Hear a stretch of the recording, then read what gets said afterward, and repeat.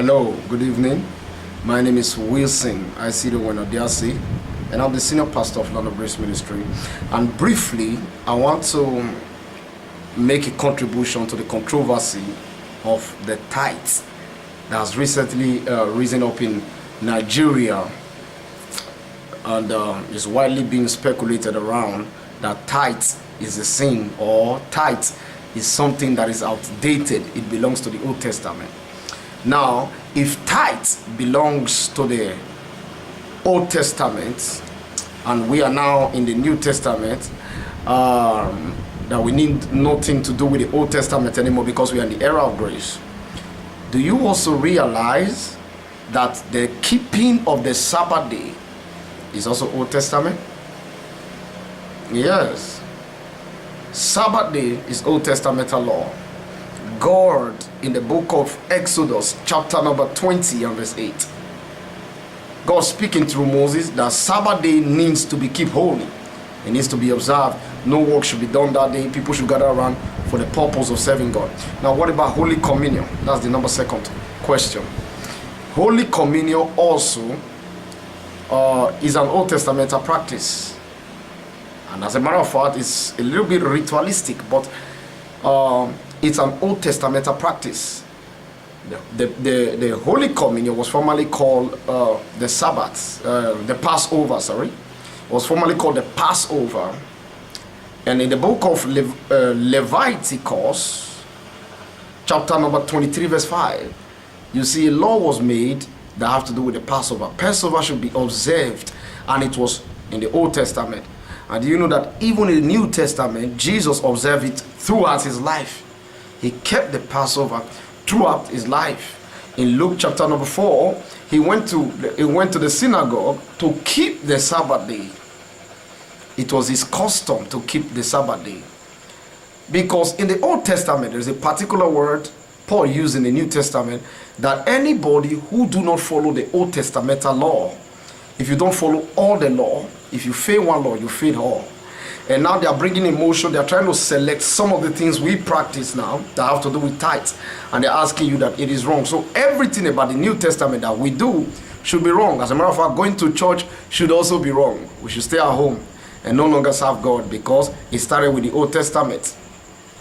Tithe is never an updated practice because Jesus spoke in favor of it. In the book of Matthew chapter 23 verse 23, he was offended. He was not happy with the practices of the Pharisees, and so he spoke up against them. He said, you tithe here, you tithe there, you tithe this, you tithe that. He said, and you have left the weightier matter undone that have to do with law, justice, love, justice, and how to take care for the poor, or take care of the poor. But he eventually said, this ye ought to do, and not leave the rest undone. When he said this, he means tithe. You need to pay your tithe. He said, tithe you ought to pay, and not leave the rest undone. And I want you to understand, pastors are not leaving the rest undone. We are not leaving the rest undone. We take care of people. There are people going to school through us, getting scholarship, and God is helping us. We are not leaving the rest undone. We are not leaving the rest undone. Holy Communion, as I said before, is an Old Testament practice. It was formerly called the Passover, and Jesus observed it in Luke 22 verse 7 to 11. He did Holy Communion. He paid offering also in the book of Luke, where he paid offering, and he also sat down to monitor those who was paying offering too. And then he was able to know the amount that a wealthy man paid from the amount that a poor widow paid, because he sat down to monitor it. If a pastor sit down to look at your offering nowadays, I believe that the gossip or the speculation will be even higher than this. It will be even higher than this. My beloved people, be not deceived.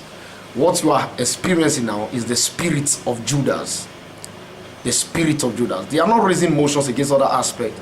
They are only raising motion against the prosperity of God's people. They are raising motion against how God is prospering his people, and that was what Judah was doing.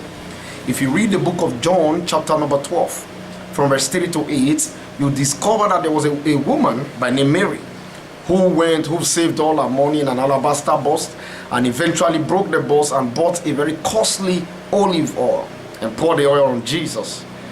And the Bible said that Judas Iscariot was not happy because he knew the cost, he knew the amount for what was done, for the oil, he knew the amount, he knew it was a very costly one. And he now spoke up and said to Jesus, what mean this waste? In other words, why did this woman waste this?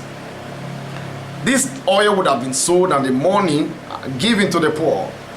And then the Bible also told us, not because he loved the poor, because he had the bag of money, he does calculate everything. And immediately after that, he went straight to betray his master, Jesus.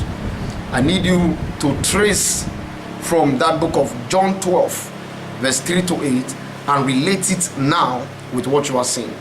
Do you think that these people care about you so much? They love you so much? Or they are just angry that God is prospering his people? You think about that. I know there may be criticism after this message, but I leave it to you. It's not like they cared for you. It's not like they cared for you. They are only angry that God is blessing his people.